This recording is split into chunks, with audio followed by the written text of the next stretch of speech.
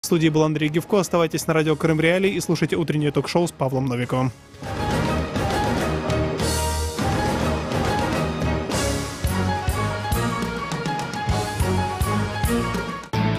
В эфире совместный проект «Радио Крым Реалии» и Первого канала Украинского радио. Слушайте ток-шоу «Радио Крым Реалии» на средних волнах на частоте 549 АМ каждый будний день в 8:35 и в 13:10, а также на 105,9 FM круглосуточно. Крымчане имеют право знать. Здравствуй, Украина! Здравствуй, дорогой Крым! Это радио Крым Реалии. Меня зовут Павел Новиков. И мы с вами начинаем утренний эфир. Напоминаю сразу всем нашим радиослушателям. У нас есть трансляции в Фейсбуке и Ютубе на страничке Радио Крым Реалии. Вы можете смотреть наши материалы на сайте Радио Крым Реалии и, естественно, там же их слушать. И самое главное, вы можете подключаться к обсуждению самых важных тем. Для этого есть номера телефонов. Для крымчан бесплатный номер телефона 8 800 10 06 926. 8 800 10 06 926. Номер телефона для жителей материковой Украины 044 490 2905. И мы начинаем. Тема дня. Тема дня сегодня милитаристическая. Президент России Владимир Путин в своем послании порядка 30% времени, то есть более 40 минут, рассказывал об оружии, в том числе о новейшем российском оружии. Демонстрировал разные видеоролики, часть из которых это была компьютерная анимация. Но, тем не менее, попытаемся разобраться с вами, в том числе, уважаемые слушатели, и, естественно, с экспертами. Почему треть послания президента большой страны посвящена оружию? Так много времени. Может ли российское новое оружие оказаться в Крыму? И что следует ожидать Украине и западным странам от России? Вот это все мы будем обсуждать с вами в течение ближайших 23 минут. Но сначала сюжет, который подготовлен моими коллегами. Крым в центре внимания. «Сармат» — это очень грозное оружие. В силу его характеристик никакие, даже перспективные системы ПРО ему не помеха.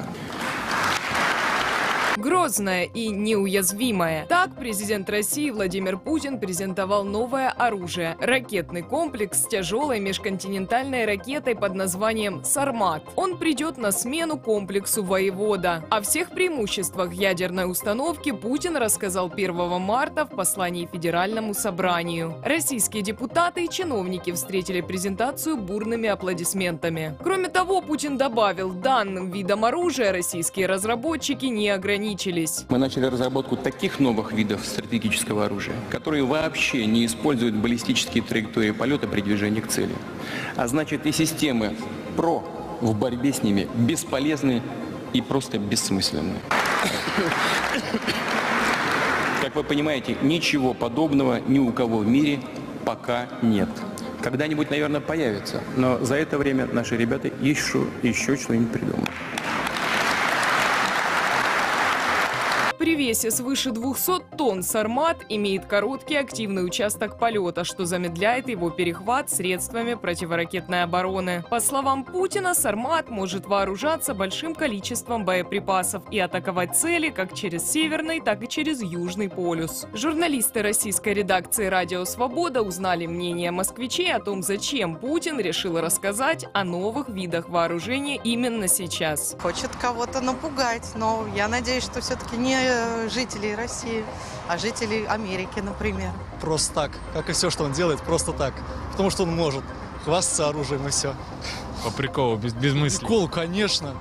Какой смысл-то вообще в этом? Мне кажется, он просто успокаивает людей, что нам есть чем ответить, если всю историю нападали на нас. Все мы знаем об открытии Илона Маска, что он запустил у нас спутник. Ну, естественно, нужно дать какой-то хороший ответ на эти действия, разумеется. После аннексии Крыма Россия начала активно наращивать свой военный потенциал на полуострове. В частности, регулярно проводятся военные учения со стрельбами и бомбометаниями. Ранее авиация Южного военного округа России сообщила о проведении очередных учений на Апукском полигоне. Крым в центре внимания.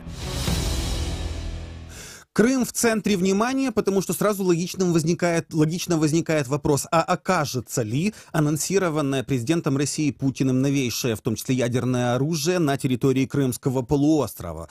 И и принесет ли это, я не знаю, дополнительные какие-то изменения в жизни, например, для крымчан? Ну, условно говоря, если нужны будут какие-то территории под новые ракетные базы, то где возьмут эту землю, да? Если всем известно, что понятно, что советские ракеты были нацелены на Соединенные Штаты Америки и страны Западной Европы. Зеркально американские ракеты нацелены на, прежде всего, ядерные объекты на территории нынешней, например, Российской Федерации. Означает ли это, что, например, какая-то из севастопольских точек на карте станет целью для натовских ракет? Вот это все попытаемся с вами обсудить. Ваше мнение, уважаемые радиослушатели, на этот счет, пожалуйста, по телефонам 8 800 10 06 926, это номер для крымчан, звонки бесплатные, 044 490 29 05, это номер телефона для жителей материковой части Украины, стоимость звонков согласно тарифам вашего оператора, ну и, конечно же, наши трансляции в Ютубе и Фейсбуке.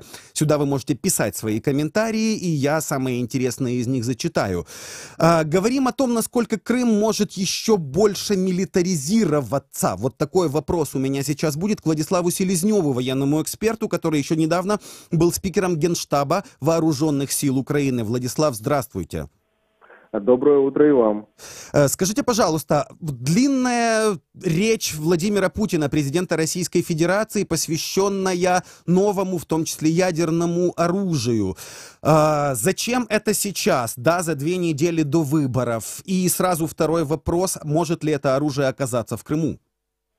Да, безусловно, я обратил внимание, что из 120 минут своего выступления гарант Конституции Российской Федерации 40 минут посвятил рекламе нового вооружения, которое якобы разработано российскими учеными. Причем в ходе своего выступления российский президент несколько раз повторял слово «это не блеф», что, безусловно, в свою очередь вызывает сомнения в достоверности той информации, которая была озвучена гарантом Российской Конституции.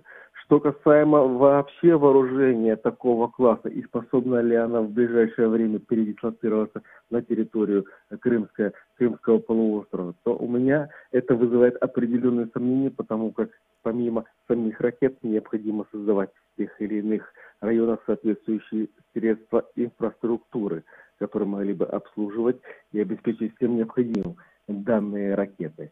Что касаемо вообще ситуации на полуострове, то состояние дел и на сегодняшний день достаточно тревожно, потому что старая добрая слава Крыма как здравницы в настоящее время несколько диссонируется и с существующим положением дел, потому как начиная с февраля-марта 2014 года Российская Федерация переместила на территорию полуострова огромное количество сил и средств военного назначения. Практически все военные городки, которые в свое время занимали украинские части и подразделения, в настоящее время задействованы в системе вооруженных сил Российской Федерации, точно так же восстановлены и выведены из состояния консервации военные городки, которые были задействованы в системе вооруженных сил Советского Союза. Поэтому вести речь в настоящее время про Крым как здравницу не имеет смысла. Да, сейчас Крым действительно, много говорят о том, что Крым скорее становится военной базой, военным полуостровом, а не полуостровом, на котором люди поправляют свое здоровье. Но скажите, а в советское время, да, на территории Крымского полуострова ведь была инфраструктура, способная разместить в том числе ядерное оружие. Насколько быстро Российская Федерация сможет использовать эти объекты или развернуть там какие-то новые объекты? Ну и второй вопрос. Если такое оружие, даже не обязательно самое современное, в Крыму появилось или появится, станет ли Крым точкой, на которую будут нацелены, например, ракеты того же США? Безусловно, все мы слышали заявление лидера Меджлиса крымско-татарского народа господина Мустафы Джемилева, который неоднократно заявлял о том, что у него есть информация из разных источников, что объект, который находится под Феодосией, так называемая Краснокаменка, на территории этого объекта уже завезены средства доставки и, соответственно, ракет ракеты, которые способны нести на своем борту, в том числе и ядерное оружие. Соответствует ли эта информация действительности? Безусловно, никто достаточно четко подтвердить или опровергнуть эту информацию не может, потому что все, что связано с перемещением военных грузов, сил и средств вооруженных сил Российской Федерации, это информация закрытая.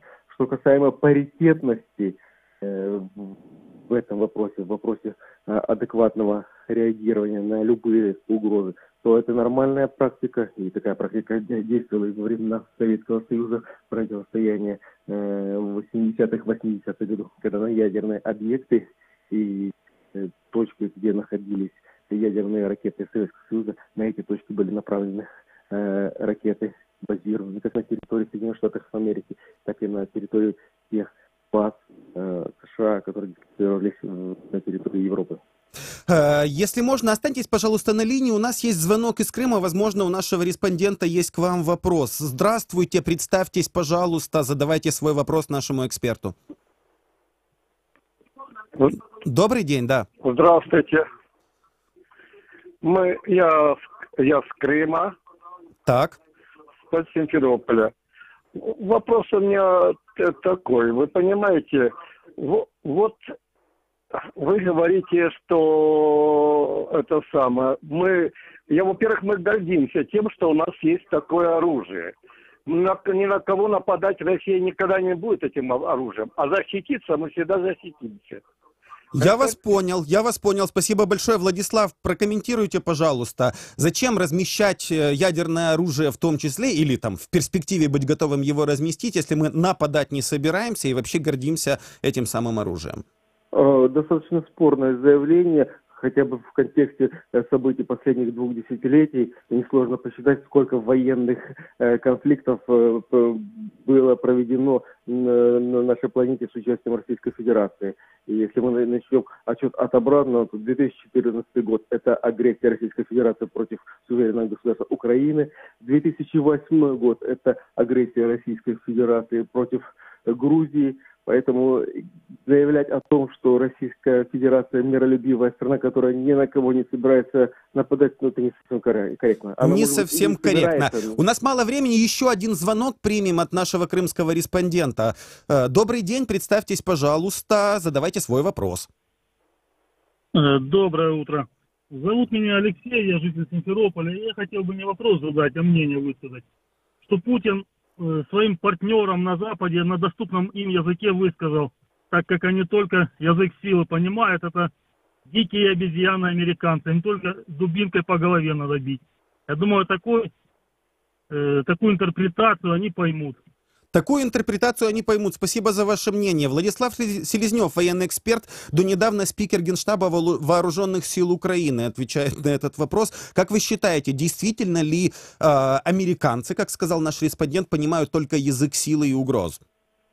Если мы переведем формат взаимокоммуникации на уровень сил, то, безусловно, технологическое отставание Российской Федерации от передовых разработок лидеров в системе вооружений, оно катастрофически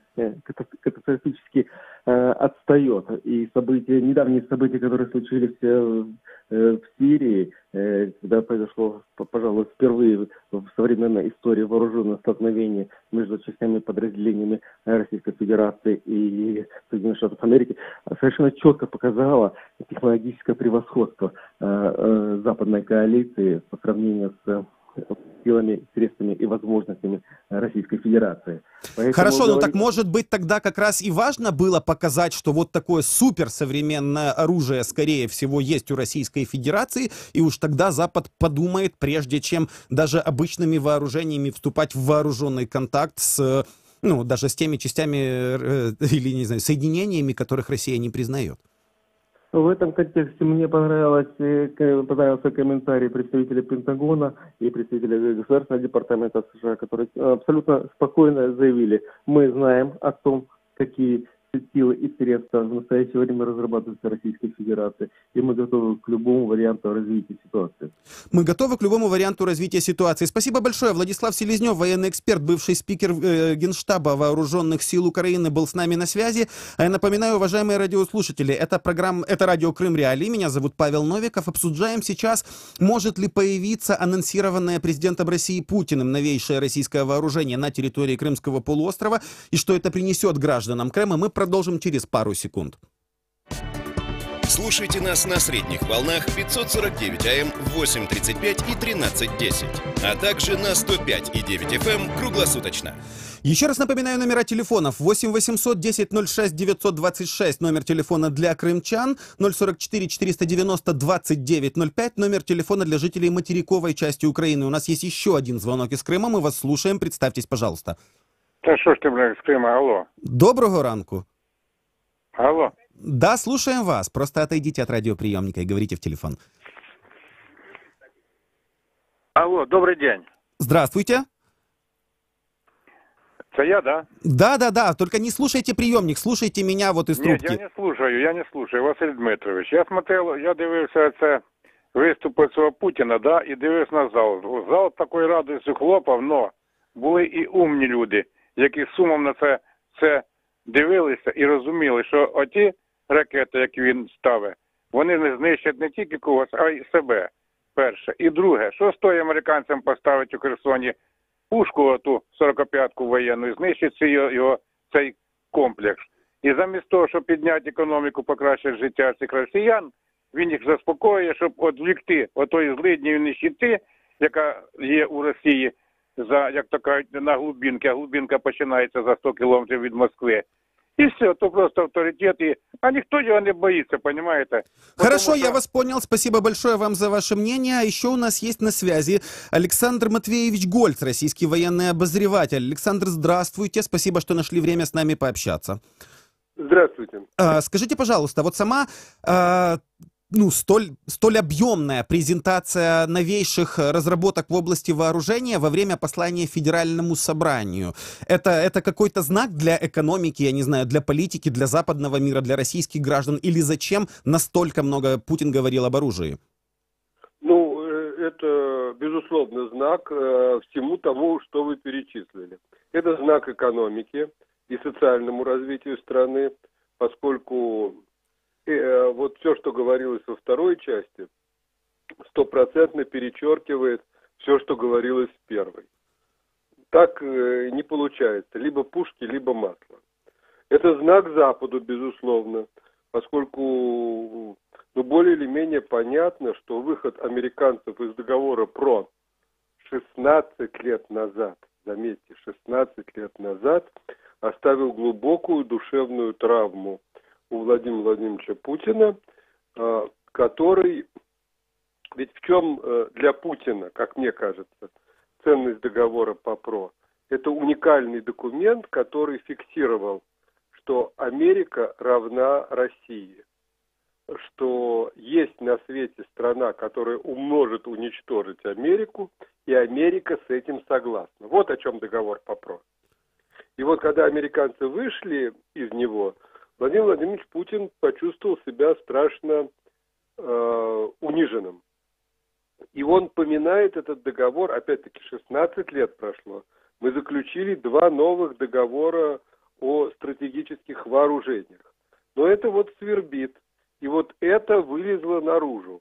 Мы теперь твердо знаем, и это не веселая история на самом деле, это не повод для веселья, что лидер ядерной державы, лидер великой державы самоутверждается за счет ядерного оружия. Вот тот сигнал, который был послан Западу.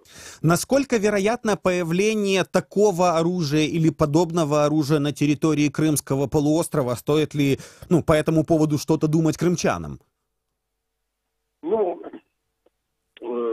Понимаете, это вполне возможно, что, скажем, какие-то, поскольку вот этот самый система «Кинжал» поступила на опытно боевое дежурство в Южный округ, И, собственно говоря, более или менее понятно, что эта система «Кинжал» будет нацелена на американскую базу ПРО в Румынии. Кто-то рассказал Владимиру Владимировичу Путину, что коварные американцы могут засунуть в пусковые установки ПРО томагавки, которые поразят его резиденцию в Сочи.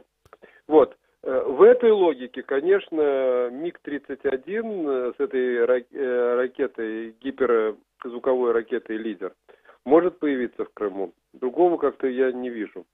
Хорошо, многие комментаторы с иронией восприняли эти самые новые разработки. Я вам сейчас процитирую буквально короткий текст Леонида Каганова.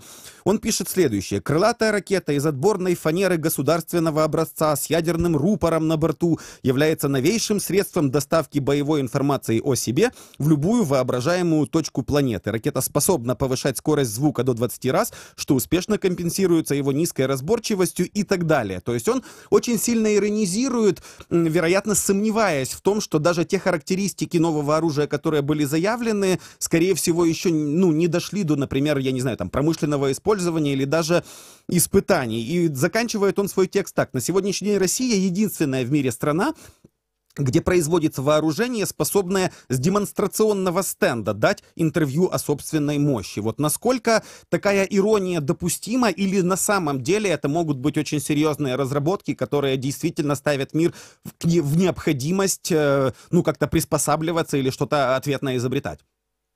Да и нет.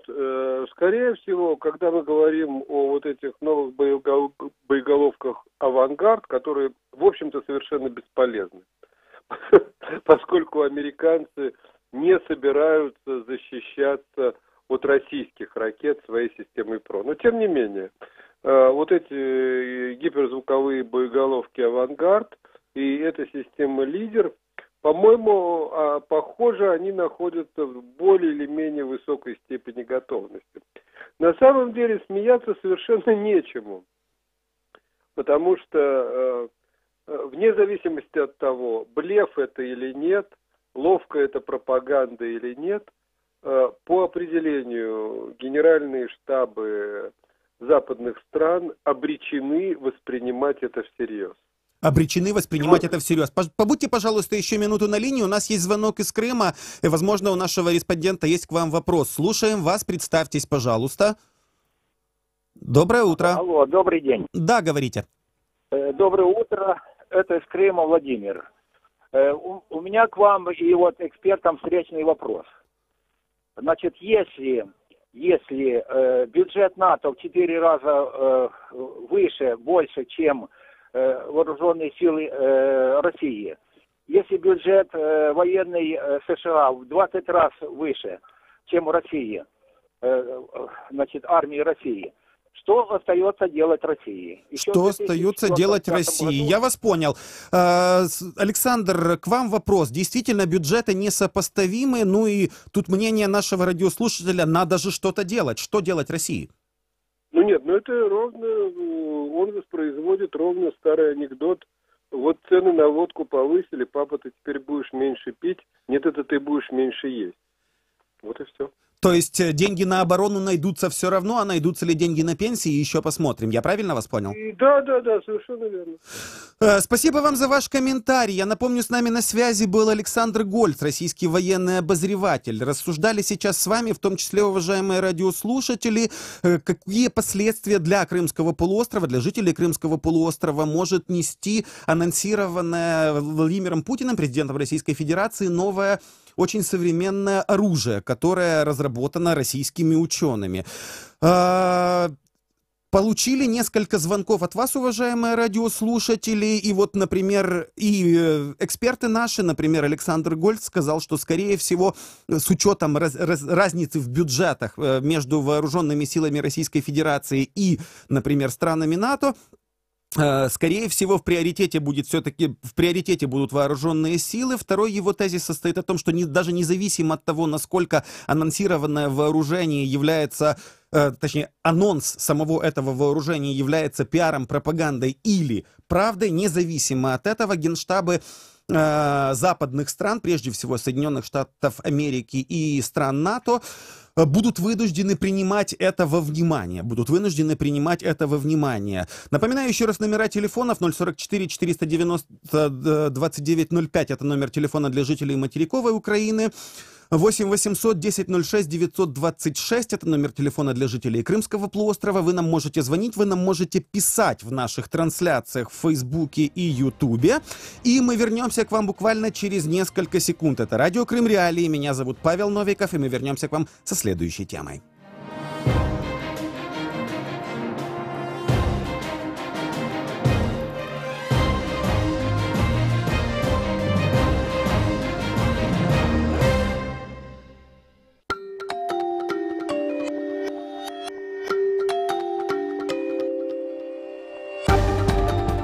Новости в эфире Радио Крым Реалии.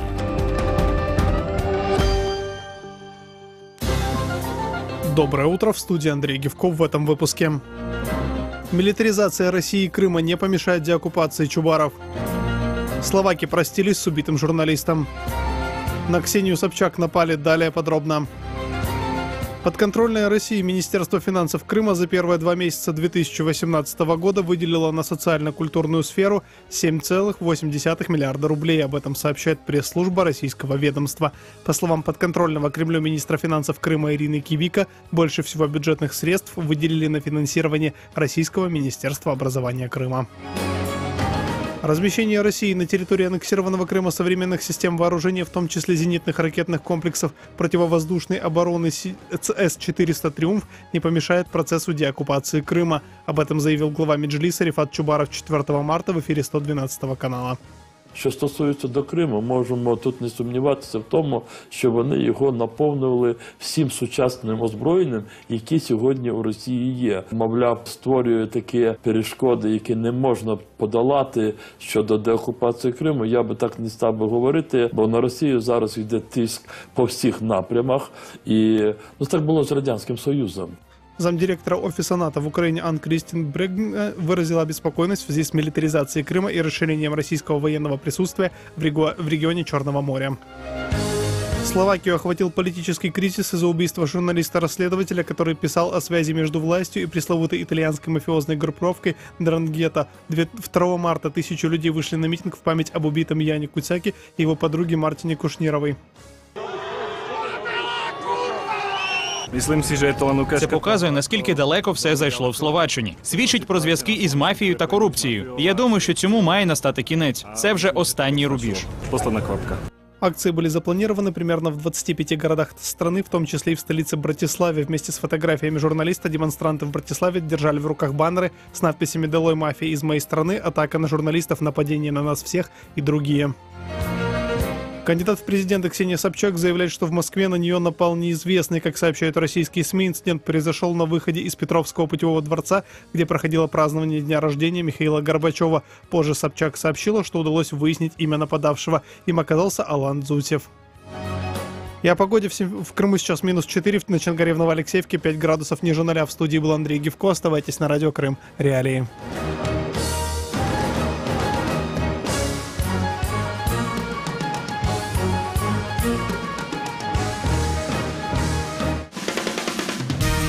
Слушайте ток-шоу «Радио Крым Реалии» на средних волнах на частоте 549 АМ. Каждый будний день в 8:35 и в 13:10. А также на 105,9 FM круглосуточно. Крымчане имеют право знать. Крымчане имеют право знать, крымчане имеют право звонить нам по телефону 8 800 10 06 926, 8 800 10 06 926 и высказываться относительно тех тем, которые мы прямо с вами, уважаемые радиослушатели, обсуждаем. Номер телефона есть также для жителей материковой части Украины. 044 490 2905. Есть трансляция в Ютубе, есть трансляция в Фейсбуке. Я вижу ваши комментарии, уважаемые радиослушатели, а мы переходим к следующей теме. И она у нас называется «Соучастие по принуждению». Дело в том, что прокуратура Автономной Республики Крым, это украинская прокуратура, объявила, что может и будет преследовать граждан Украины, которые примут участие в организации так называемых выборов президента Российской Федерации на территории аннексированного Крымского полуострова.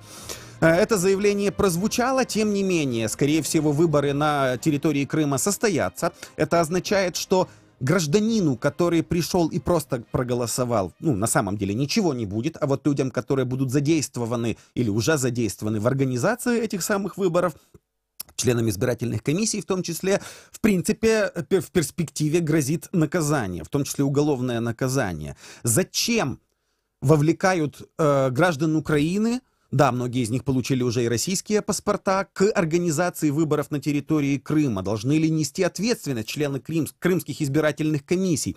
Как в Крыму готовятся к выборам президента Российской Федерации, которые назначены на 18 марта? Вот это все мы с вами обсуждаем в течение ближайших 25 минут, уважаемые радиослушатели. YouTube, Facebook и телефоны вы знаете. Сейчас сюжет, который подготовили мои коллеги. Слушаем. Крым в центре внимания. Сегодня, основываясь на результатах референдума, который прошел в Крыму, опираясь на волю народа, вношу в Федеральное собрание и прошу рассмотреть конституционный закон о принятии в состав России 2 новых субъектов Федерации – Республики Крым и города Севастополь. 18 марта в соседней России состоятся выборы президента. Провести их планируют и в аннексированном Крыму. Не случайен и выбор дня голосования. 4 года назад в этот день президент России Владимир Путин подписал документ о так называемом присоединении полуострова к России. Прокуратура Автономной Республики Крым, которая временно базируется на материке, призывает жителей полуострова не участвовать в организации выборов. Пресс-секретарь ведомства Татьяна Тихончик отмечает, в соответствии с законодательством Украины такие действия могут повлечь за собой уголовную ответственность.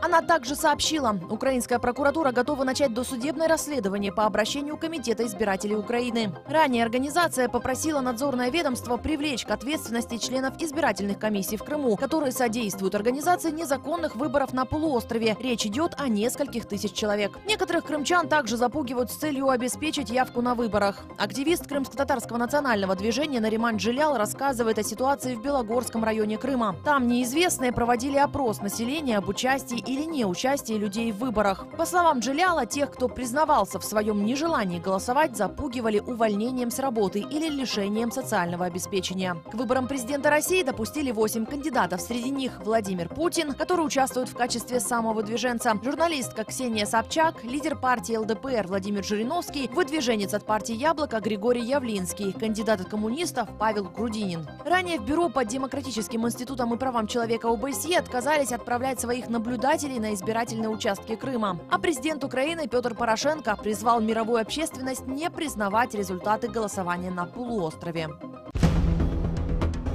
Крым в центре внимания. Итак, говорим о принудительном соучастии. Действительно, активно вовлекают людей в участие в предвыборных мероприятиях на территории Крымского полуострова. Мы уже много раз обсуждали разные предвыборные активности, в том числе создание какой-то юнармии, в том числе выдвижение Путина кандидатом в президенты Российской Федерации, в том числе на территории Крымского полуострова. Вот эти все детали будем обсуждать. И сейчас с нами, по сути, один из инициаторов этого разговора. Алексей Кошель, генеральный директор Комитета избирателей Украины. Напомню, это организация, которая уже больше 20 лет занимается мониторингом выборов на территории Украины. Они были авторами нескольких интереснейших проектов касательно прозрачности выборов и установления точных их результатов. Алексей, здравствуйте, спасибо, что нашли время с нами пообщаться. Доброго ранку. Скажите, участие гражданина Украины, да, даже если он получил паспорт гражданина Российской Федерации, находясь в Крыму, в подготовке выборов президента России, которые, естественно, Украиной на территории Крыма признаны не будут, причем не будут они признаны не только Украиной. Почему так много людей Кремль пытается вовлечь в этот процесс? Да, и насколько действительно рискуют люди потом, что их будет преследовать українська, наприклад, прокуратура? Я чітко розмежовую дві категорії громадян. Перші, які приймають участь у виборах, другі, які приймають участь в організації виборів. На жаль, у нас законодавство про подвійне громадянство, законодавство, яке регулює питання подвійного громадянства, на жаль, воно є недосконалим. Саме тому ми бачимо людей з двома паспортами і в Верховній Раді, і в органах місцевого самоврядування. І вже стало, на жаль, практикою, коли громадяни України, які мають угорський, турецький, словацький, російський паспорт, приймають участь у виборах і на виборах до українського парламенту, і на виборах до парламенту сусідньої держави, або, відповідно, президентських виборах. Тому громадяни України, які будуть приймати участь на виборах президента Російської Федерації, вони жодним чином не будуть нести за це відповідальності, окрім моральної складової. Так, то есть мы фиксируем, тот человек, который просто пришел на избирательный участок и как-то проголосовал хоть за какого-то кандидата, хоть испортил бюллетень, хоть против всех, неважно, да? Ему за это, с точки зрения украинского законодательства, ничего не будет, но что-то будет тем, кто участвовал в организации этих выборов. Але ті громадяни, які приймають участь в організації виборів, мається на увазі члени дільничних комісій, так званих, на виборах 18 березня в Криму. Це територіальні виборчі комісії, дільничні виборчі комісії, так звана виборча комісія Республіки Крим і виборча комісія міста Севастополя. Ці громадяни автоматично потрапляють під дію Кримінального кодексу за статтею «Державна зрада». Це досить велика категорія громадян, близько 10 тисяч, проти яких повинні бути порушені кримінальні справи. І з відповідним позовом ми звернулись до прокуратури Автономної Республіки Крим. Це означає, що ці громадяни повинні для себе зробити вибір. Тобто вони або за звичкою працюють у виборчих комісіях, тому що я б не ставив на цих громадянах відразу таврозрадників. Традиційно є категорії лікарі, вчителі, представники органів самоврядування, які вже за звичкою десятки років працюють у виборчих комісіях. Для когось громадян це просто звичайне заробітчанство, тому що окупаційна влада пропонує близько 2,5 тисяч гривень за те, що людина приймає участь в роботі дільничної комісії.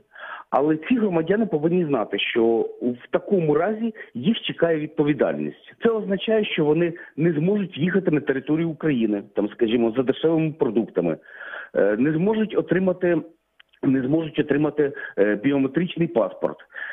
І вони будуть перебувати під статтею Кримінального кодексу. А насколько легко выявить таких людей? Ну вот сказано в сообщении прокуратуры Автономной Республики Крым, которая сейчас базируется на материковой части Украины, что, во-первых, срок до 15 лет, как ответственность за незаконное участие в проведении выборов. И, собственно, это около 10 тысяч человек. Как выявить всех этих людей? Да и нужно ли выявлять всех, включая, там, я не знаю, в каких-то сельских или поселковых избирательных комиссиях? Ну, в своєму зверненні до прокуратури ми чітко вказали документи і ті носії інформації, де є на сьогодні подібна інформація. Тобто є так звані офіційні сайти прокуратури, виборчої комісії Криму і Севастополя, де вказано прізвище, ім'я і по батькові членів виборчих комісій. Є так звані сайти органів самоврядування муніципалітетів Криму, де також вказана інформація про голів комісій. Я переконаний, що це обов'язок прокуратури, при тому якомога швидше порушити кримінальні справи, принаймні проти кількох тисяч головних організаторів виборів, інформація про яких є на сьогодні наявною, відкритою, публічною, і це робота прокуратури порушувати подібні справи для того, щоб кримчани могли отримати сигнал про те, що Україна про Крим не забула, Україна чітко відслідковує. І також це буде сигнал не тільки для кримчан, а для всього світу, тому що нам зараз ключове завдання не допустити перетворити Крим у другу Чечню. Тому що я хочу нагадати, що на останніх президентських виборах в Чечні була явка 99,7% голосів, і за Путіна було віддано 99%. Тобто зараз влада Чечні повторює результати Радянського Союзу. Нам дуже важливо, щоб по Криму результати виборів були зовсім іншими. Даже так. А вот, кстати, наш слушатель пишет в комментариях к YouTube-трансляции, зачем что-то даже фальсифицировать, если что с Крымом голосовать, что без. За Путина проголосуют 80% населения, как пить дать. Да, действительно говорят о том, что уровень поддержки, в том числе электоральной, будет очень высоким, даже независимо от того, каким он есть на самом деле. Тем не менее, украинская сторона дает этот сигнал, что мы наблюдаем за тем, что происходит в Крыму, и наблюдаем за тем, кто занимается там организацией выборов, хотя их результат заранее известен. Насправді вся картина для Путіна не наскільки райдужна.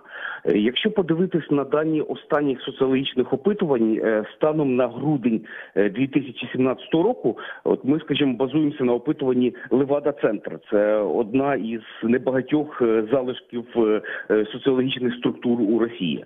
То керівник Левада-Центру на грудень місяць вказував, що прогнозована явка перебуває в районі 52-54%. Лише.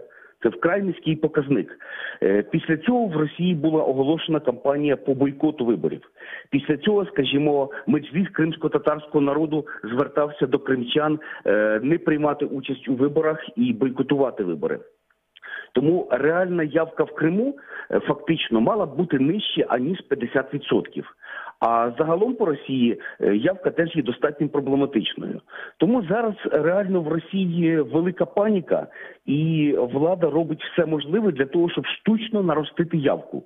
Там навіть відновили так званий поквартирний обход ізбирателів, коли члени виборчих комісій в супроводі правоохоронців, представників бюджетної сфери стукають у двері кожному виборцеві для того, щоб звірити, чи є він у списках виборців, чи реально проживає, і нагадати про необхідність голосувати.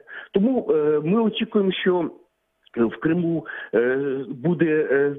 будуть мати місце достатньо серйозні фальсифікації з метою наростити явку виборців, тому що для Путіна важливо, щоб Крим показав рекордні показники «за». Как, например, в 2014 году на так называемом референдуме, когда они объявили явку в 97%, а, соответственно, там тоже очень высокий процент тех, кто якобы проголосовал за якобы присоединение к России.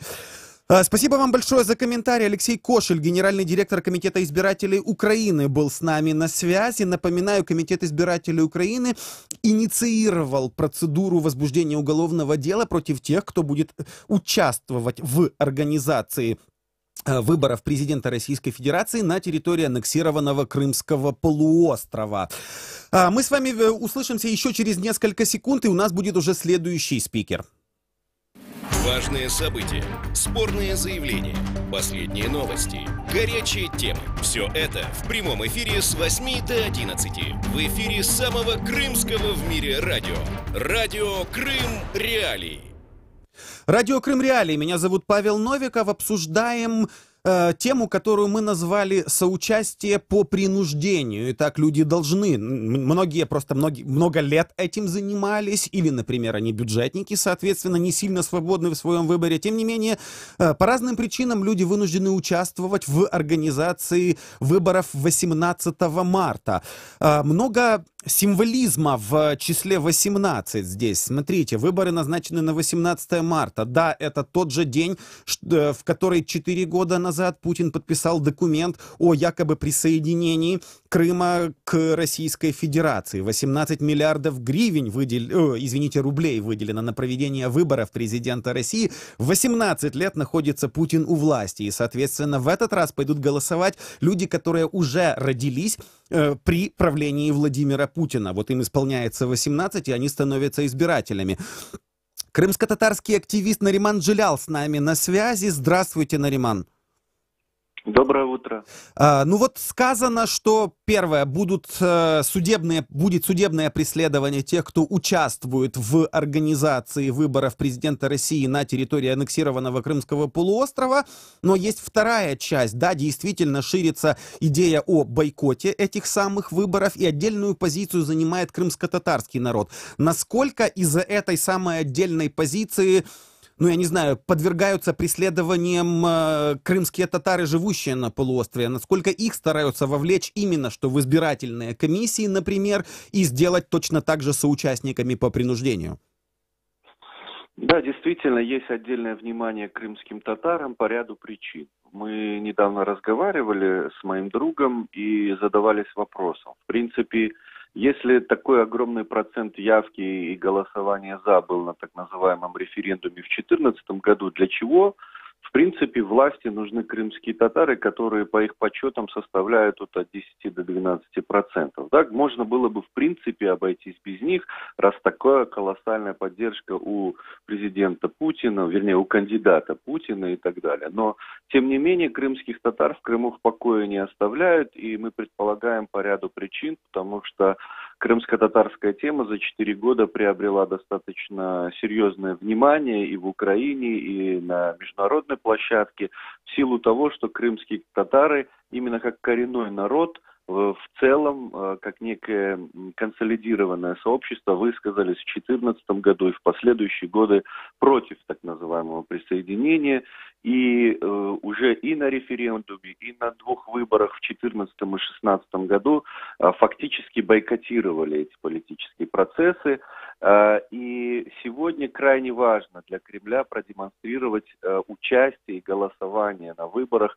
Причем в этот раз уже заявляется не важно за кого, важна сама явка и достаточно высокий процент ее обеспечения для демонстрации поддержки крымскими татарами и самого политического этого процесса. И, конечно же, я думаю, в Кремле хотелось бы именно голосования за конкретного кандидата.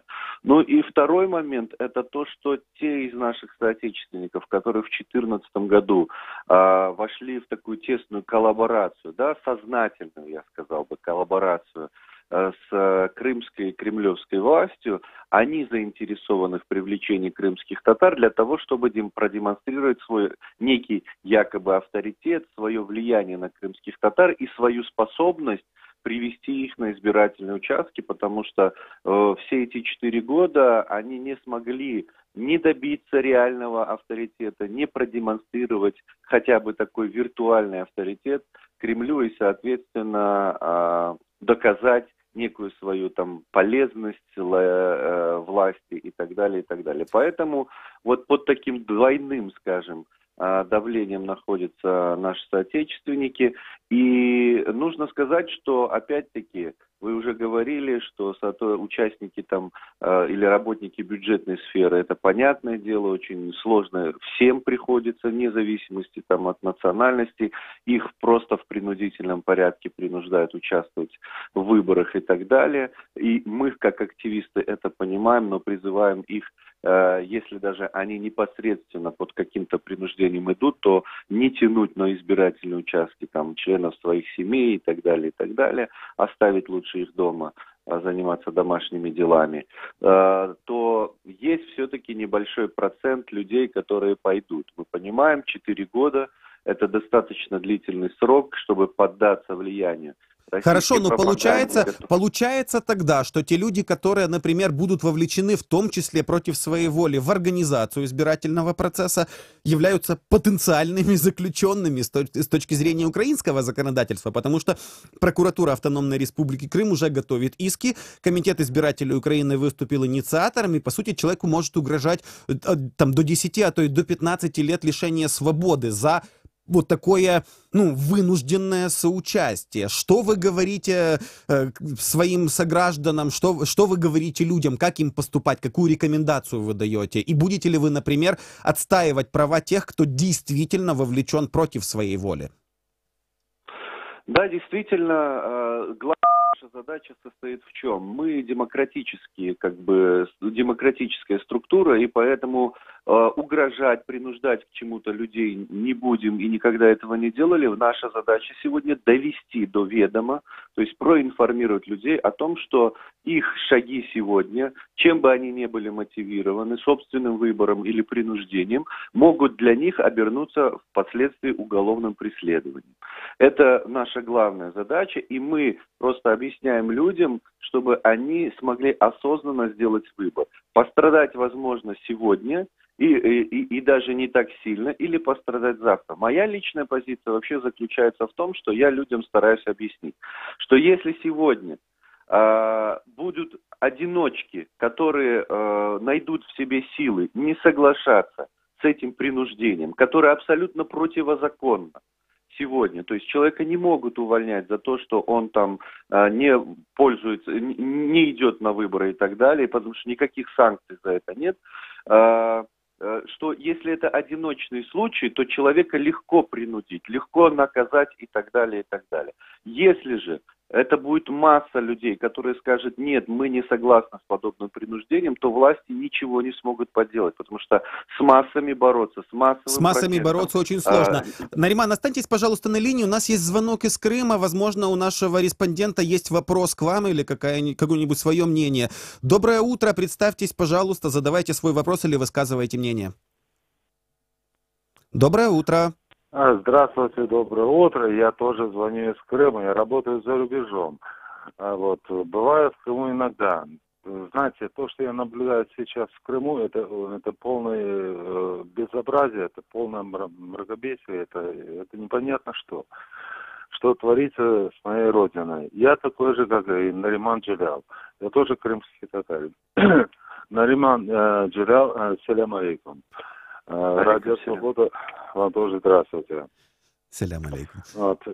Дело в том, что действительно я наблюдаю, что здесь какой-то принудительный, какой-то образ принудительного голосования, принудительного того, студентов и 5-10, работников, все.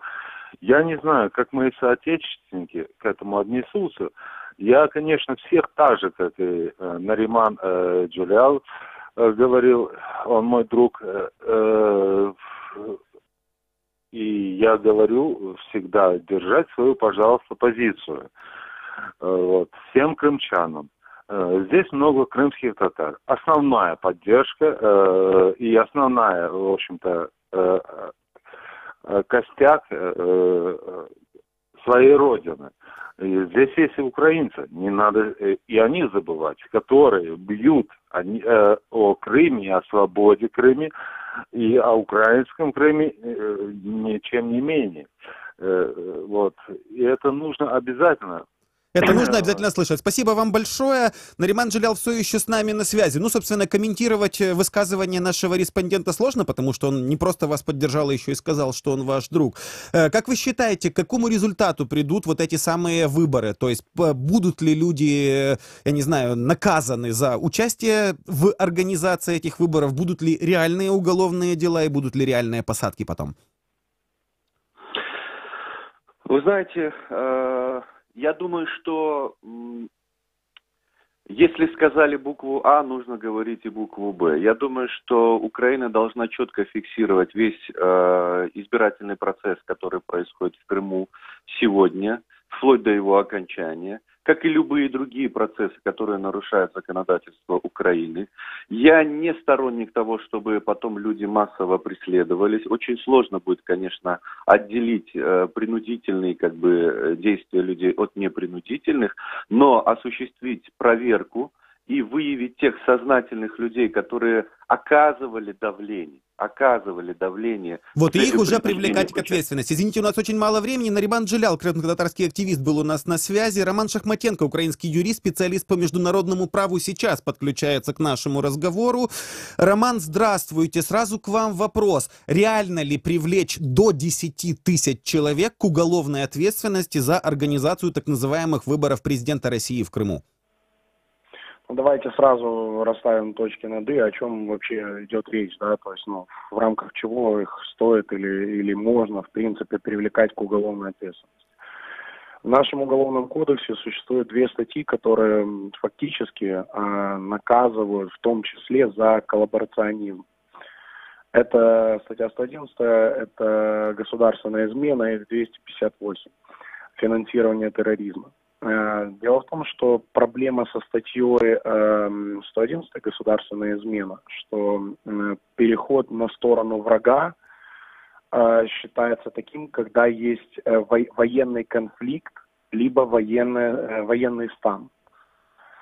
на данном этапе у нас ни того, ни того, хотя международная общественность неоднократно признавала именно международный конфликт в плане оккупации Крыма. То есть, если мы говорим о крымчанах, я думаю, что квалифицировать действия людей, которые сейчас занимаются организацией выборов по статье 111, прокуратура Крыма сможет. Да, то есть, как таковой проблемы нет. Да, вопрос в том, что это порядка 10 тысяч человек, которых потенциально можно привлекать к ответственности.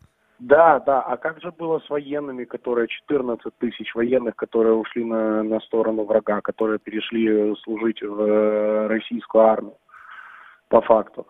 Известны случаи, когда эти военные пересекали границу, и их возле Чонгара арестовывали. То есть, известны эти случаи. Да, понятно, что 10 тысяч человек никто никак не... Но я думаю, что их внесут в определенные списки. То есть будут проводиться по ним определенные следственные действия, выявляться те или иные факты.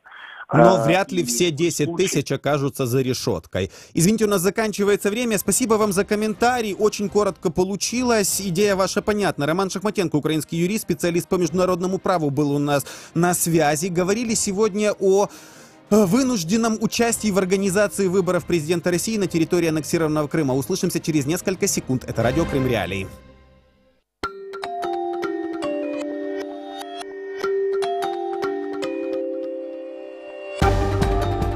Новости в эфире Радио Крым Реалии.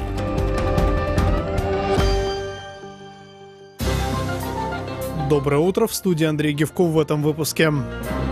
Петербуржцев задержали за надпись на льду. Активистка Фемон пыталась сорвать голосование Берлускони. Американская киноакадемия вручила Оскар, далее подробно. В Санкт-Петербурге в ночь на воскресенье 4 марта задержали 9 волонтеров предвыборного штаба кандидата в президенты России Ксении Собчак. Об этом со ссылкой на координатора штаба Собчак Наталью Гризневич сообщает российская служба «Радио Свобода». Гризневич написала в Фейсбуке, что поводом для задержания стала надпись «Против Путина», которую волонтеры нанесли краской на лед замерзшей реки Фонтанка в центре города. По ее словам, спустя 15 минут после того, как на льду появилась надпись, на место происшествия приехала пожарная машина и уничтожила ее. Публичных комментариев российских силовиков по этому поводу нет. Полуобнаженная активистка Фемон прыгнула на стол с избирательными бюллетенями перед бывшим премьер-министром Италии Сильвио Берлускони, когда тот пришел проголосовать на участок.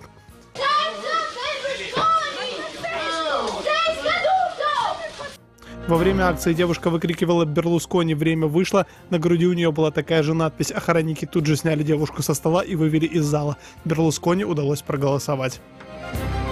В аннексированном Крыму на трассе Симферополь-Евпатория произошло ДТП с участием автомобилей ВАЗ-2113, «Газели» и КАМАЗа с прицепом. Об этом сообщает пресс-служба ГИБДД. По Крыму, по информации ведомства, авария произошла в районе села Скворцово накануне.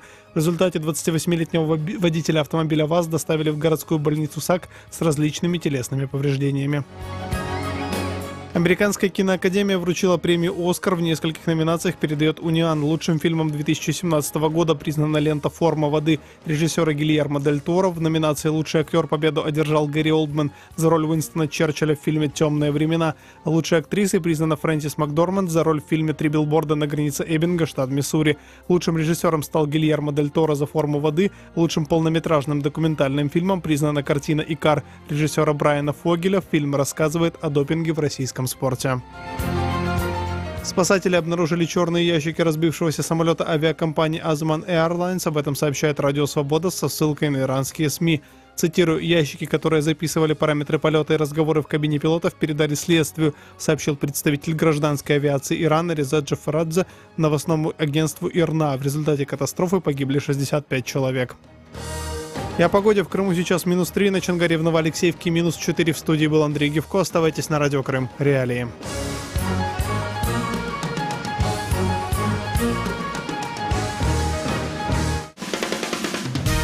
Слушайте ток-шоу «Радио Крым Реалии» на средних волнах на частоте 549 АМ. Каждый будний день в 8:35 и в 13:10. А также на 105,9 FM круглосуточно. Крымчане имеют право знать.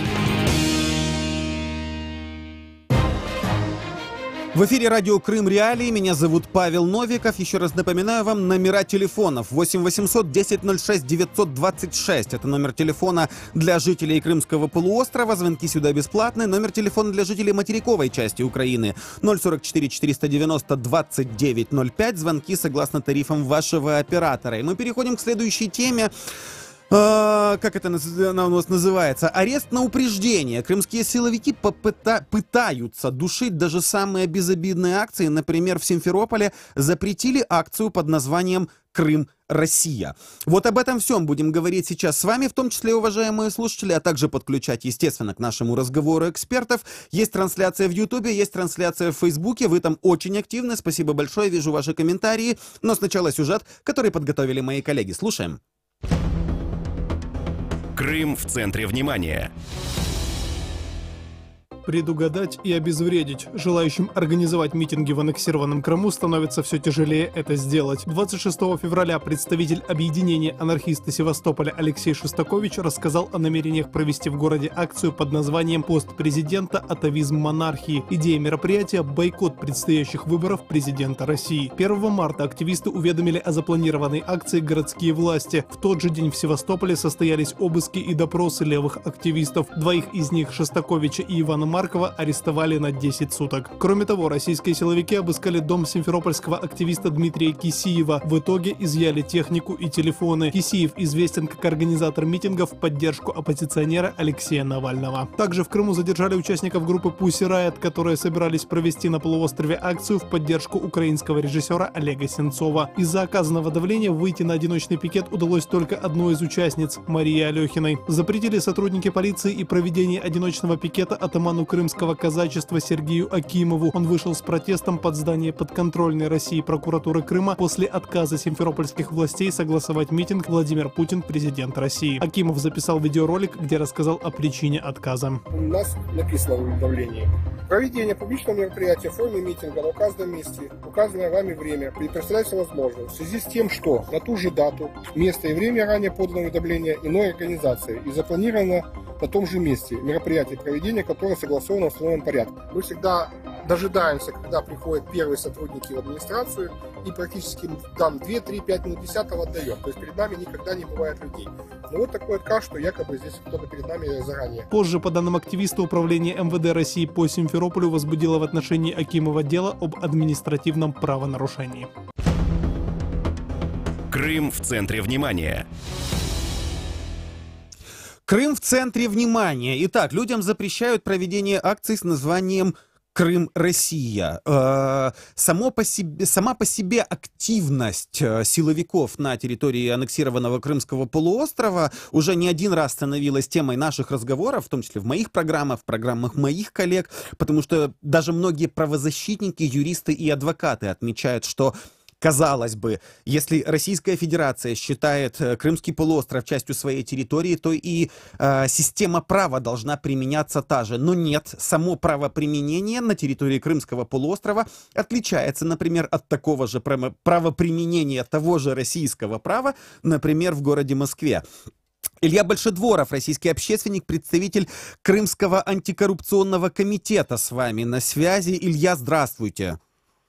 Здравствуйте. Скажите, ну вот сама традиция или, я не знаю, тактика запрещать любые общественные акции, кроме тех, которые организовала сама власть на территории Крымского полуострова, причем неважно, чему посвящены эти акции. Но вот мы уже слышали, запретили акцию с лозунгом «Крым. Россия». Почему так? Что такого особенного сейчас в Крыму происходит, что силовики запрещают любые общественные акции? Ну, на сегодняшний день в Крыму просто поддержка действующей власти в лице Сергея Валерьевича Аксенова или Владимира Андреевича Константинова, либо еще кого-то, она находится на чрезвычайно низком уровне. Люди очень недовольны складывающейся ситуацией, на то, что если раньше у крымских властей были какие-то поводы спихивать свои неудачи на то, что на недостаток финансирования, то сегодня после прихода Крыма в Российскую Федерацию финансирование осуществляется в огромных просто масштабах, да, и при этом результаты этого финансирования простым людям не видны. То есть, более того, через 4 года на Украину уже не очень получается пенять.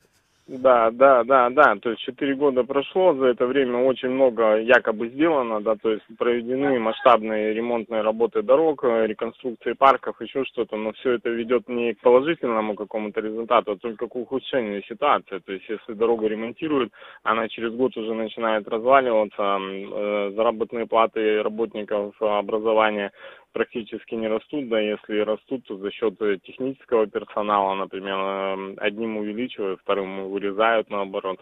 То есть происходит полнейшее безобразие. Денежные средства тратятся крайне нерационально.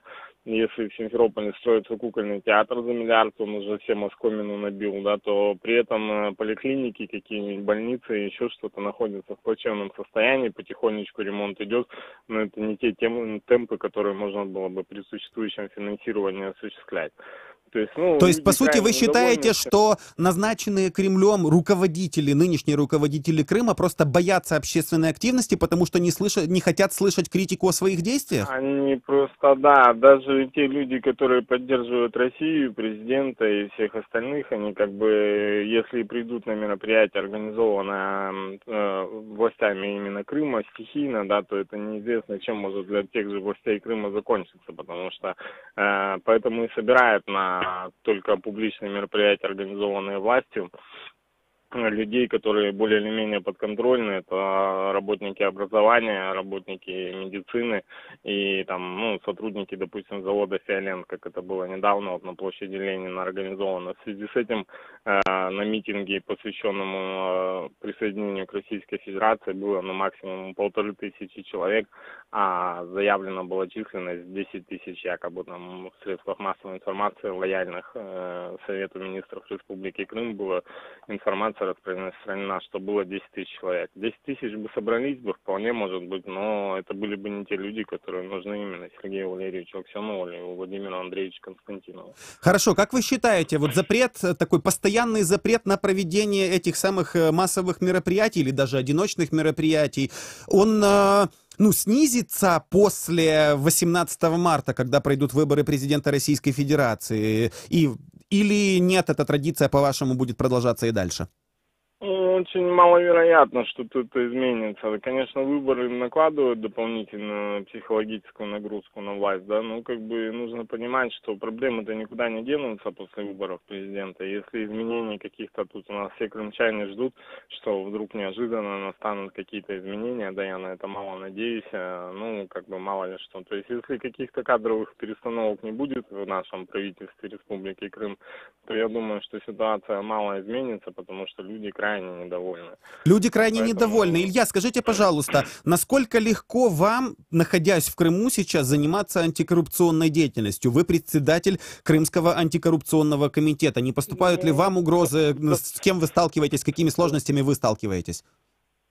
Сталкиваемся мы в первую очередь именно с административным давлением при проведении публично-массовых мероприятий, потому что говорить в Крыму можно в принципе обо всем, да, то есть это не проблема какая-то, кроме там каких-то, сугубо уголовно наказуемых тем, да, то есть говорить можно о чем угодно, но если это все говорильно переходит к каким-то действиям определенным, да, то есть к проведению публично-массовых мероприятий, еще что-то, тогда уже вступает в силу меры административного давления, и вот на Акимова, кстати, с Кочеровым заведено административное дело, составлено уже, пригласили их сегодня составить протокол в отношении них за то, что один стоял с плакатом, а другой снимал на телефон. То есть у нас пикетирующих теперь на телефон снимать уже нельзя, оказывается.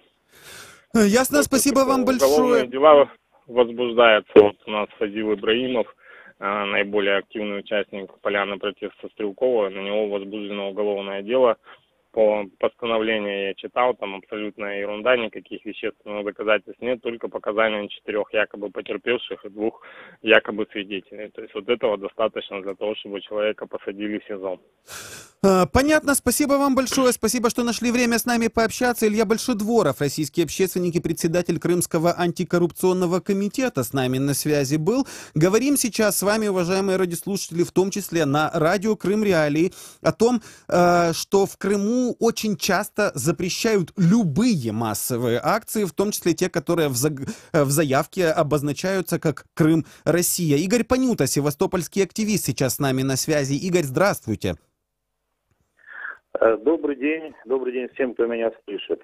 Скажите, насколько вот проводить активную общественную деятельность в Севастополе сейчас вообще, в принципе, возможно? И с какими сложностями сталкиваетесь вы, например? Ну, с моей точки зрения, мы наблюдаем постепенное закручивание гаек. Связано ли это с выборами или нет, это отдельный вопрос. Но мы видим, что сейчас подвергают репрессиям людей, которые не связаны с вопросом, значит, чей Крым, абсолютно уже не связаны. Это люди левых социалистических, коммунистических взглядов. Среди вот 7 или уже 8, скажем, подвергнутых репрессиям, 3 считают себя коммунистами, марксистами. Остальные люди отметились в свое время и в борьбе против угольного терминала, который собирались строить чуть ли не в центре города, и в борьбе за сохранение пляжей от застроек, и в борьбе, в том числе во времена Украины, в борьбе за сохранение прав русскоязычного населения. То есть подвергают репрессиям просто активную социальную часть общества. То есть, как вы считаете, Игорь, простите, как вы считаете, означает ли это, что, например, нынешние руководители Крымского полуострова, они хотят построить исключительно ручное управление любой общественной деятельностью, поэтому, собственно, и согласовывают даже любые митинги или массовые мероприятия, только те, которые организованы властью. А если хоть минимальная вероятность критики этой самой власти, то мероприятия, скорее всего, запретят? Ну, вы правильно описали ситуацию. Видимо, так дело и обстоит. Но здесь надо иметь в виду, что Севастополь и Крым – это 2 разных субъекта, и до последнего времени здесь просматривалось некое различие. Вот, например, в Севастополе, ну, скажем, русско-патриотические, ура, такие национально-патриотические настроения практически охватывали 100% населения, но при этом власть старалась не показывать зубы, не запрещать пикеты, митинги. Вот в частности, когда проходила волна мероприятий, связанных с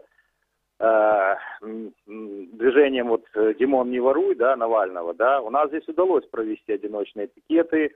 В Симферополе ситуация полностью противоположная. Там менее русско-националистический, русско-патриотический сегмент заметен, много татар, много украинцев. Но власть просто потеряла берега, и вот в частности Аксенов и команда, они собираются сделать не просто ручное управление, а какую-то унифицированную резервацию, где все будут ходить по струнке. Хорошо, ходить по струнке. Игорь, останьтесь, пожалуйста, на линии. У нас есть комментарий российского политолога Александра Шмелева, который рассказал Крым Реалиям о ситуации с давлением на активистов в соседней России. Мы сейчас его послушаем, и потом вы его прокомментируете, найдете что-то, может быть, общее или различное с тем, что происходит сейчас в Севастополе. Слушаем комментарий господина Шмелева. Точка зрения. На мой взгляд, активистов разнообразных организаций сейчас задерживают по всей России. Буквально сегодня я видел небольшую сводку только за последнюю неделю. Волонтеры штаба Навального в Кемерово задержали в подъезде его дома. В Казани задержали активистов. В Саратове полицейские в присутствии представителей ОБСЕ задержали координатора штаба Навального. Полиция задержала активистов, которые охраняли заседание муниципальных депутатов в Москве. В Омске полицейские 2 раза приходили с обыском к антифашистам. В Севастополе прошли обыски у левых активистов, которые собирались провести акцию в поддержку бойкота выборов и так далее и тому подобное. То есть там таблица гораздо длиннее. Мне кажется, что это такие профилактические работы, так сказать, как в их извращенном понимании, которые просто российские правоохранительные органы, опять же, правоохранительные органы в кавычках, проводят в преддверии так называемых выборов 18 марта, опять-таки в кавычках. Мне кажется, что Кремль в этих выборах очень не уверен, потому что понимает, что страна от Путина устала. На это указывает абсолютно все, как то, что изначально до них не допустили уже упоминавшегося Алексея Навального, хотя, казалось бы, чего Путину бояться. Кажется, у Кремля очень сильная неуверенность, и поэтому они пытаются всеми силами предохраниться, на всякий случай арестовать всех, кто может что-либо делать, как-либо возбуждать общество на что-либо, потому что понимают, что положение шаткое. Точка зрения. Итак, это было мнение российского политолога Александра Шмелева. Он считает, что решения о запретах и даже там задержаниях и арестах любых активистов, это дело, это происходит из-за неуверенности российской нынешней власти в исходе президентских выборов, назначенных на 18 марта. А с нами на связи, повторяю, все еще остается Игорь Панюта, севастопольский активист. Игорь, скажите, по вашему впечатлению, я не знаю, по вашим предположениям, легче ли станет заниматься общественно активной деятельностью после выборов, назначенных на 18 марта, или традиция закручивания гаек пойдет и дальше? Ну, во-первых, я согласен с общей оценкой, которую давал предыдущий коллега, выступающий.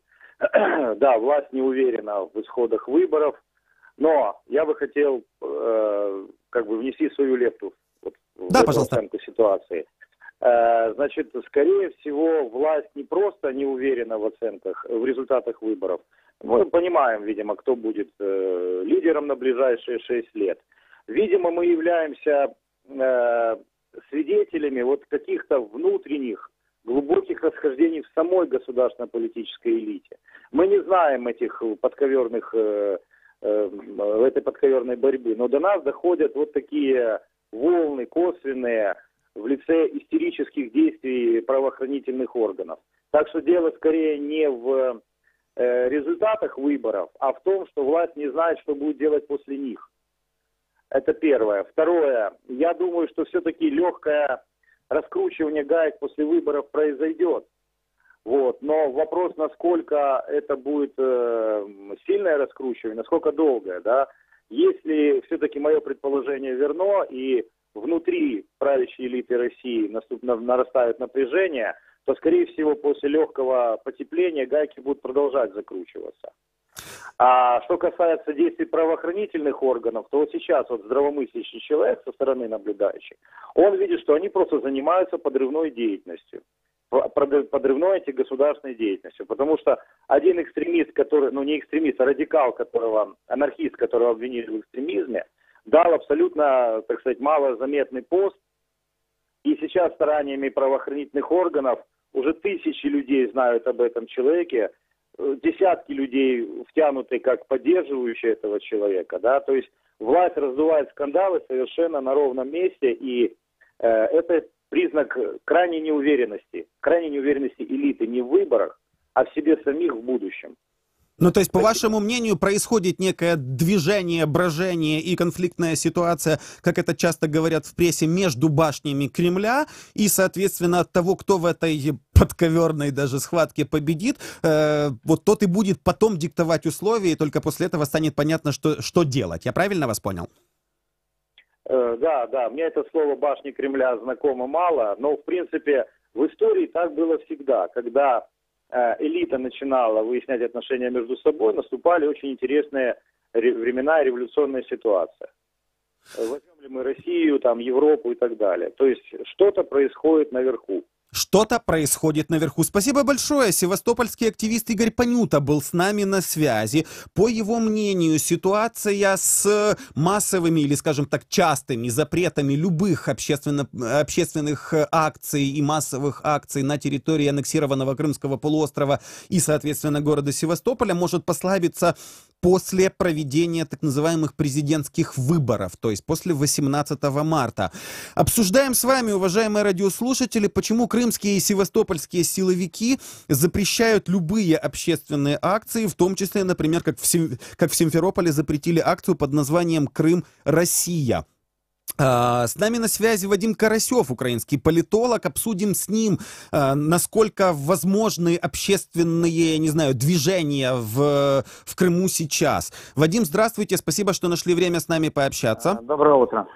Ну, смотрите, про засилье силовиков в Крыму говорили, очень много уже, да, но сейчас действительно, если силовики в Крыму запрещают даже акции под названием «Крым-Россия», если сажают марксистов и каких-то там российских коммунистов, более того, вот только что с нами на связи был один из севастопольских активистов, который честно сказал, вот смотрите, был себе человек, он называет себя анархистом, он написал пост в социальной сети, Этот пост прочитало условно 20 человек. После этого его обвинили в экстремизме теперь, и об этом его тезисе знают тысячи людей, и он там десятки своих, я не знаю, десятки тех, кто его поддерживает, получил. Почему сейчас, по вашему мнению, и связано ли это с предстоящими выборами, которые Украина не будет признавать, силовики в Крыму и в Севастополе так сильно закручивают гайки и боятся разрешить любое массовое мероприятие? Ну, запрещают любое массовое мероприятие по принципу «не буди лихо, коли тихо», поэтому лучше пусть будет все спокойно, и на всякий случай не надо никаких массовых акций, потому что массовая акция может быть как за, так и против. А вдруг вот, под брендом «за» Путина, «за Россию» вот, начнутся какие-то другие лозунги и так далее, и так далее. Тем более, что на Крым смотрят, наверное, все-таки из большой России, из столицы, в том числе и по линии спецслужб. Вот.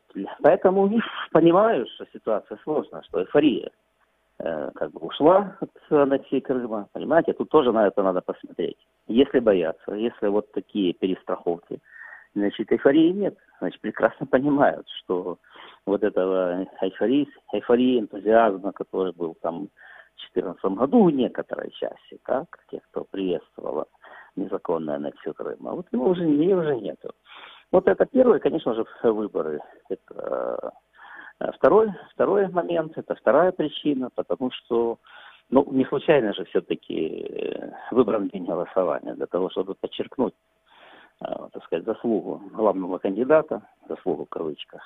Поэтому если вот все-таки ставка такая символическая делается на дату 18 марта, и эта дата связана с незаконной аннексией Крыма, и вдруг здесь так прорвется недовольство, это станет известно городу и миру, скажем так, тогда понятно, что вся символика, она перечеркивается, она летит второй.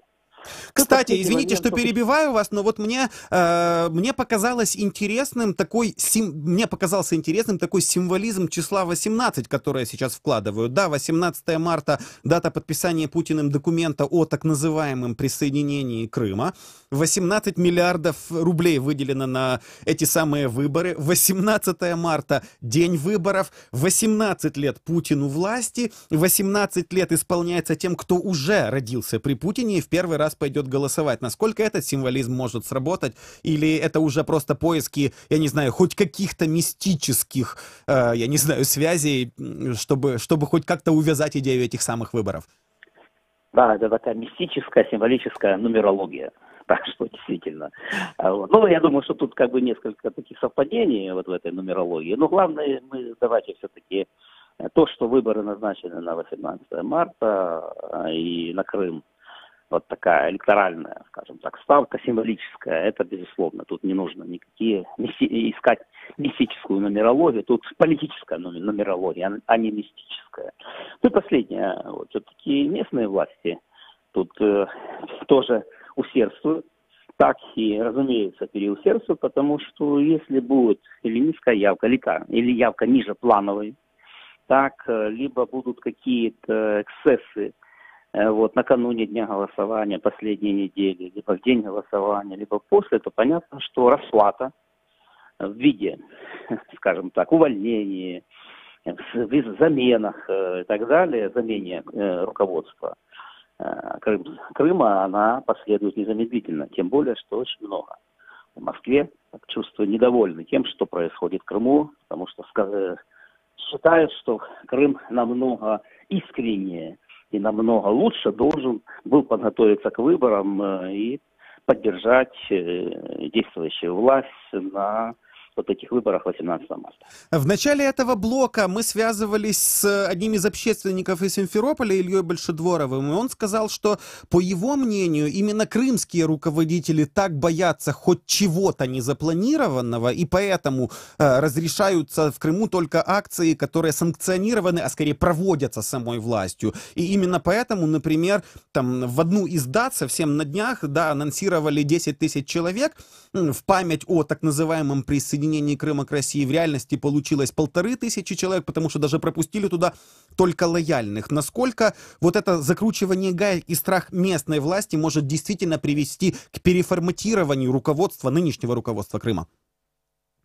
Ну, страх, это вот версия, это вполне объективно. Мне кажется, она соответствует ситуации на местах, так в Крыму. Я думаю, что как раз местная власть, она перестраховывается. И силовики, и местная администрация, так они перестраховываются. И я не исключаю, что после выборов могут быть какие-то кадровые выводы. Вот почему в предвкушении или в предвидении вот этих кадровых выводов, чувствуя, что кресла шатаются вот, перед представителей местной власти, они тоже вот могут идти на такое или демонстрировать энтузиазм, в том числе по закручиванию гаек на местах. И это похоже... Версия вашего симферопольского корреспондента, она вполне приемлема. Ну, то есть, по сути, из-за страха, если я правильно вас в том числе понял, происходит реализация вот этой пословицы, что когда в столице стригут ногти, то в регионах уже рубят по локоть. Вот так пытаются вести себя нынешние крымские руководители? Да, вот в таких авторитарных странах, так, диктатурах, конечно же, это не просто особенности, так, это такая закономерность. Так что вот то, что вы сказали, это вполне вписывается во властные логики нынешней России.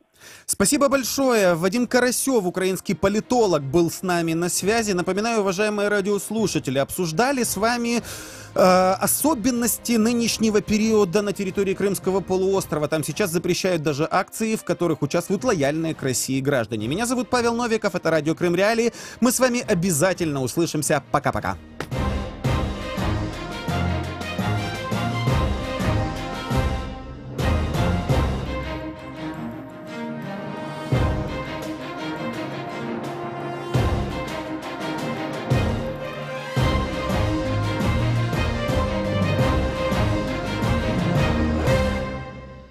Тишин. Радіо Свобода готове розповідати